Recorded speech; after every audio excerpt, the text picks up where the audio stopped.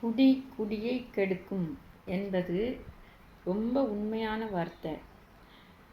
கஞ்சா, மது பழக்கம், இன்னும் கொக்கைன் இது எல்லாம் இப்போ மாணவர்களிடையே தாராளமாக புழங்குது. இந்த கஞ்சா குடிக்கிறவங்க அவங்கள பற்றி காட்டி கொடுத்தா கூட அவங்கள கொலை பண்ணலாம் அப்படிங்கிற லெவலுக்கே வந்துடுறாங்க. இந்த போதை அப்படி பண்ணுது. அடுத்தவங்க நம்மளை அசிங்கமாக நினைப்பாங்க, எந்த நினைப்பும் கிடையாது. ரோட்டில் கடந்து உருண்டா கூட அவங்களுக்கு கவலையே கிடையாது.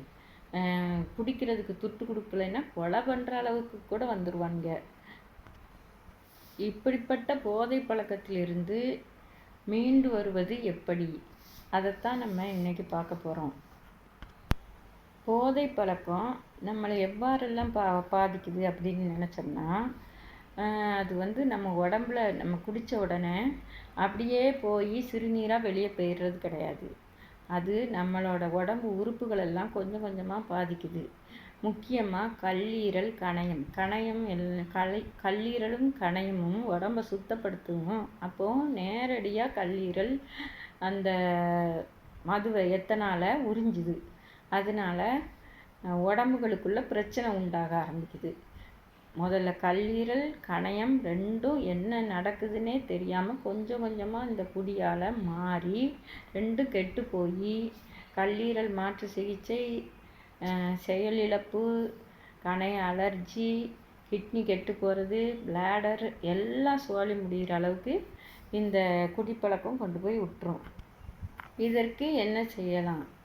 முக்கியமாக இது மனசு சம்மந்தப்பட்டது. மனசு அடிமைப்படுத்துதல். இது அவங்களும் இதை குடிச்சிட்டு நம்ம இப்படி எல்லாருக்கும் தெரிகிற மாதிரி அசிங்கப்படணும்னு அவங்களும் நினைக்க மாட்டாங்க. ஆனால் அவங்கள அறியாமலேயே குடிக்காங்க, அவங்கள அறியாமலே செய்கிறாங்க. வேண்டாம், இன்னைக்கு குடிக்கக்கூடாது, நாளை முதல் குடிக்க மாட்டேன்னு சொல்லி அந்த பாட்டு மாதிரி தான் குடிக்கக்கூடாதுன்னு நினைப்பாங்க. அடுத்த நாள் திரும்பவும் அவங்க அங்கேயே தான் போகணும்னு சொல்லி அவங்களோட மனசு சொல்லும். இதெல்லாம் மாற்றணுன்னா அது மனசு சம்மந்தப்பட்ட விஷயங்கிறதுனால இதை மனநலம் சம்மந்தப்பட்ட ஹாஸ்பிட்டலில் மட்டும்தான் இதை மாற்ற முடியும். மனநல காப்பகம் அங்கே இங்கேன்னு சொல்லி எங்கெல்லாமோ பிடிச்சு போடுவாங்க. பிடிச்சு போட்டாலும் அவங்க அங்கேருந்து வெளியே வந்த உடனே திரும்பவும் குடிக்கிறதுக்கு தான் 1 மாதம் ஆனவுடனே 2 மாதம் ஆனவுடனே திரும்பியும் போயிடுவான். இதே வேலை தான். தொடர்ந்து குடிக்கிற குடிகாரனை கூட மாற்றிடலாமா, ஆனால் கொஞ்ச நாள் குடியை விட்டுட்டு திரும்ப குடிக்கிறவன் அப்படிங்கிறவனை மாற்றுறது ரொம்ப கடினமாக. இதுக்கு அரசு ஆஸ்பத்திரிகளில் இதிலிருந்து விடுபடுறதுக்கு ரொம்ப வசதிகள் செஞ்சு கொடுத்துருக்காங்க.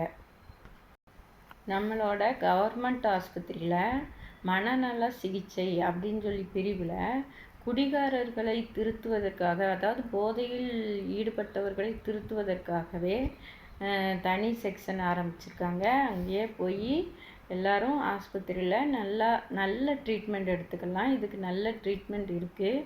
அப்படி இல்லாதவங்க வெளியே உள்ள மனநல சிகிச்சைகள்லையும் போய் ட்ரீட்மெண்ட் எடுக்கலாம். இந்த ட்ரீட்மெண்ட்டில் என்னெல்லாம் செய்யப்படுது அப்படின்னா, இந்த ட்ரீட்மெண்ட்டில் முதல்ல போன உடனே அவங்களோட நரம்புகள்லாம் ரொம்ப வீக்காக இருக்கும். அதுக்கு ஏற்றாக்கல குளுக்கோஸ் கொடுக்கப்படுதான். ரெண்டாவது, அந்த அவங்களுக்கு ஏற்பட்ட பாதிப்பு, வலிப்பு, தாக்கம் வரைக்கும் போகிறவங்களுக்கு அதுக்கான மருந்தோடு சேர்த்து அவங்களோட மூளையை அமைதிப்படுத்துறதுக்குள்ள மருந்தோடு சேர்த்து தூக்க மருந்தும் கொடுக்கப்படுதான். மூணாவது அவங்களுக்கு தேவையான நல்ல ஆலோசனை வழங்கப்படுது. அடுத்தது அவங்களுக்கு கொஞ்சம் சத்து மாத்திரை கொடுக்காங்க. இவ்வளோதான். இந்த ட்ரீட்மெண்ட் கொஞ்ச நாளைக்கு அவங்களுக்கு தொடர்ந்து செய்யும்போது அவங்க மூளையில் அந்த பாதிப்பு கொஞ்சம் கொஞ்சமாக குறைஞ்சி அதிலிருந்து வெளிப்பட்டு வர்றாங்க.